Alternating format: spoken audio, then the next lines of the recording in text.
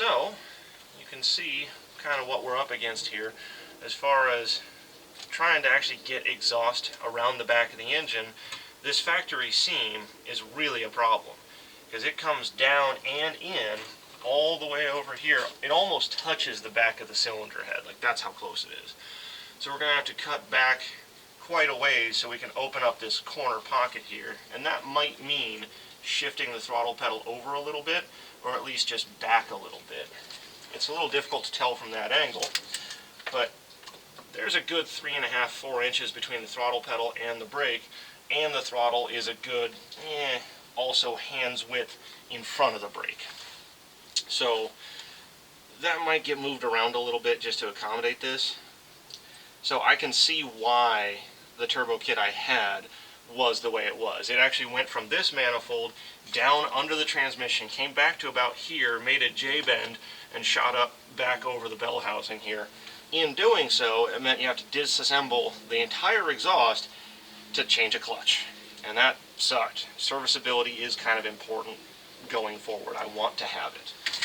I took a tape measure here, stick it in, and it looks like, we're 8 or 9 inches from the edge of where I've got cut now to what will give me enough clearance to just bring an exhaust around here, which puts it right in the middle of what was the foot pocket here for the throttle pedal. So that'll be interesting. However, we do have a factory guide to go on. You can see where this box comes out here.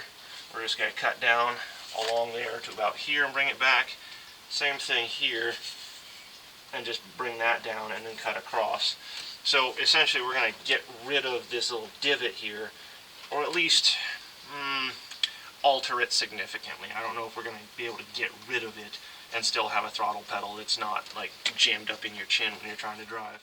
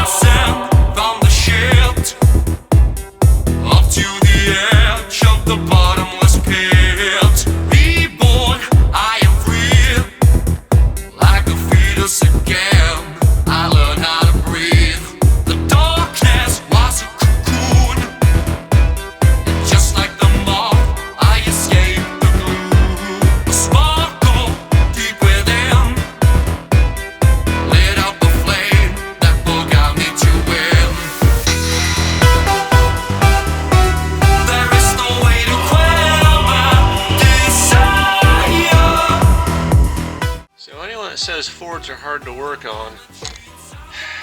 Well, sometimes they're right. So, blower motor, heater core. To get the heater core off, you have to take it out of its housing. To get access to that, really,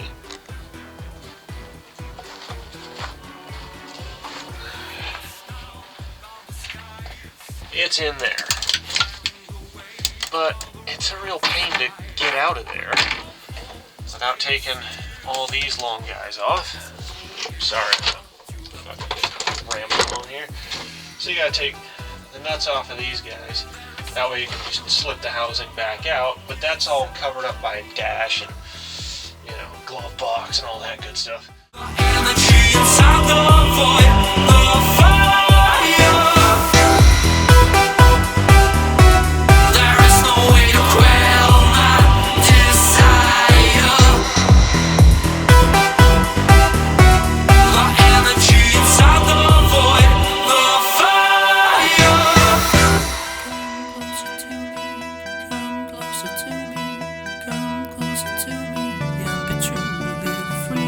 Come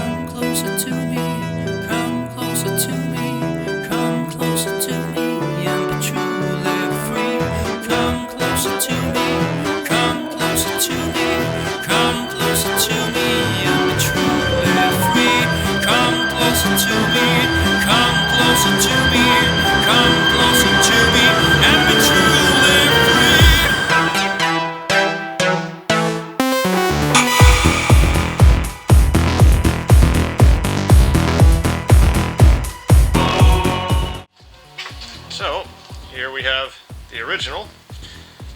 Here we have the shortened version. Same job, smaller package.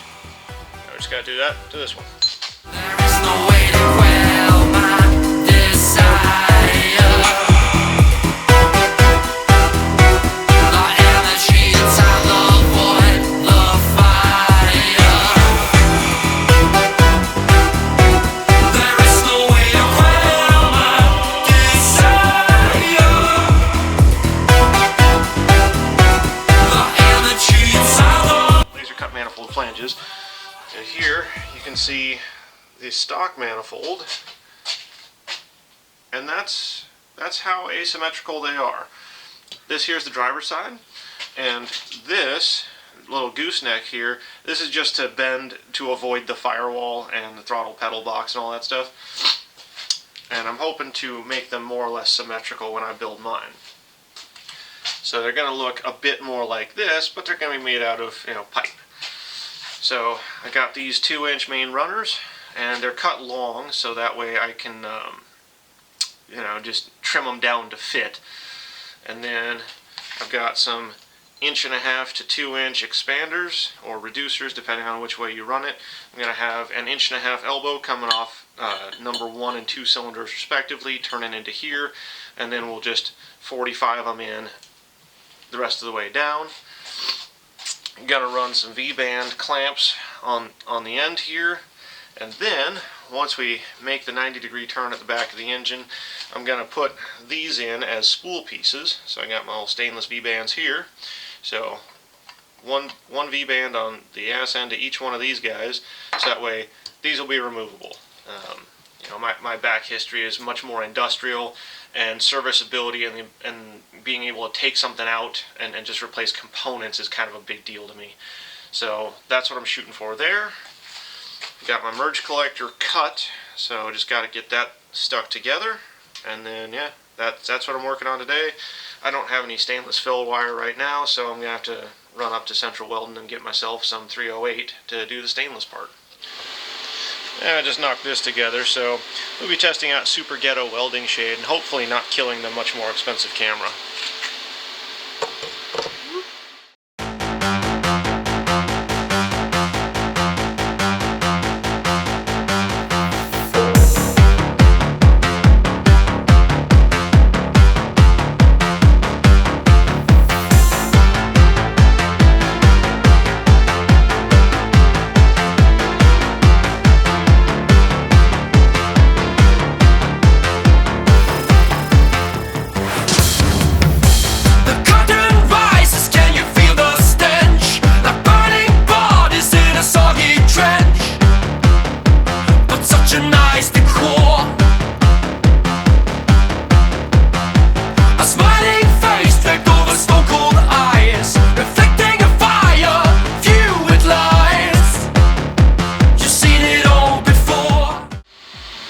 That's not the prettiest merge collector there's ever been, but it should work. I went to my local hardware store, McClendon's specifically, got myself some 3/8 course by, I believe these are 1.5 studs. Here's my flanges, and you can see a bit of wiggle room there. So we'll be getting some bushings to actually fill out the space in there. But with these chunky stalkers here, you can also see same thing. So at least that part's not too different. But I'm going to go ahead and put some anti-seize on these guys, and then slip a few of them into the cylinder heads, which I've cleaned out with the bottom tap, and then I can start actually mocking up my runners. And okay, so you can see I've got the flange mocked up on there with just about half the studs, and the studs I got at 2-inch are a bit long, so I'll probably, when I go for final assembly, order some shorter ones just to keep everything nice and tidy. And here it is dropping out right about there. So we're going to have, once it's all set in place and welded up, I'm going to trim it back a bit so that way I can get some V-band clamps on there and get my 90 and flex joint right there. So here's something fun I discovered just recently, and it has now made fabrication rule number 74. When you're going to test fit up and you have like a long flanged piece, make sure you test it with at least the first and the last stud in, because otherwise you'll find yourself here where I can flex that off, and I will, like that. But with all the short runners on there, that won't be flexible. Now this main tube is going to get shortened, so really no big deal, but it could be later. Just keep that in your pocket for next time. Show yourself, show yourself. I wanna see everything you're made of. Tear it down, rip it out. Shed your skin and float it down the river. Lose yourself, lose yourself. Wild loves are riding through the valley. Come alive, come alive. Silent to the void without your worries. Show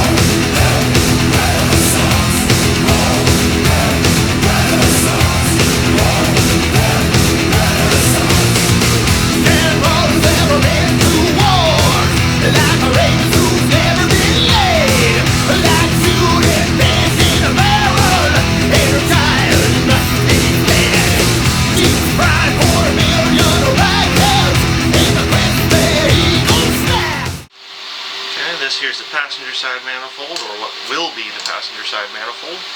And you'll notice it's not symmetrical. Right? I was planning on building both of these as symmetrical as possible, but two things get in the way. One is that it's a V-style engine, so one manifold is always a little bit ahead of the other, so to make them come out at the same spot on either side of the engine, they're going to be asymmetrical to make that just fit. Secondly is the parts of the cab and the truck that are actually around it. This one fits way better with a slight down angle on the main tube, so that's just what we're going to have to build to, and you know, that's how it goes. Can't always get everything you want. So yeah, here we go.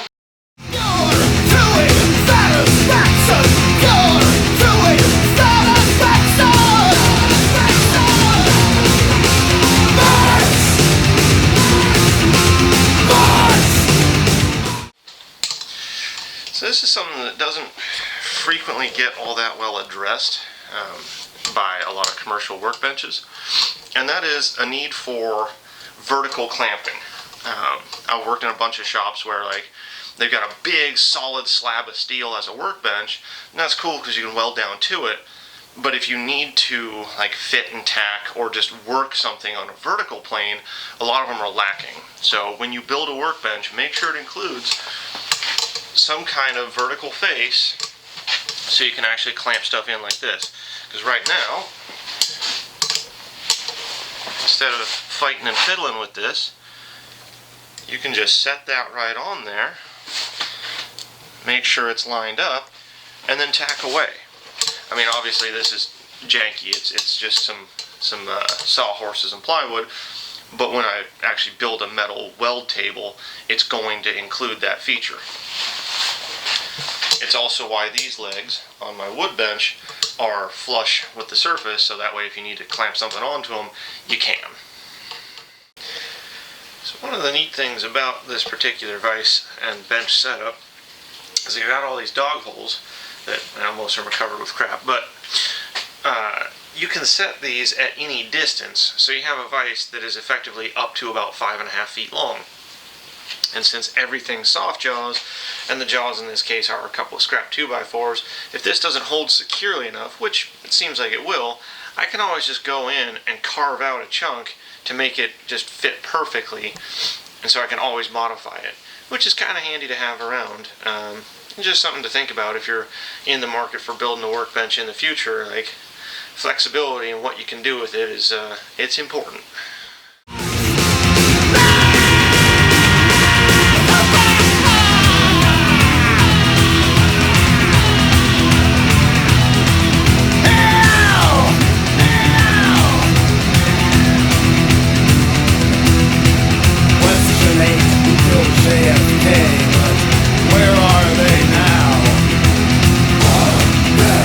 Renaissance, war, then Renaissance.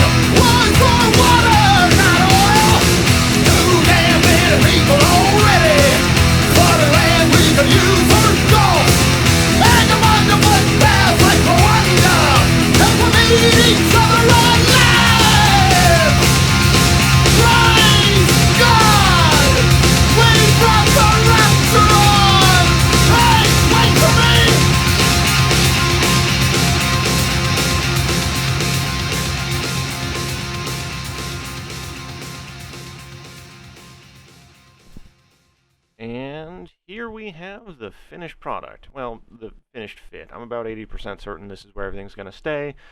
Once I get everything built, then I'll go through and do final weld up because I hate cutting welds. Anyhow, here's a list of what we need to get the truck back in running order, and this is just for the engine side. This is no running gear, no real paint or body work or anything like that. So we'll see how that goes. Anyhow, thanks for watching, and I'll see you next time.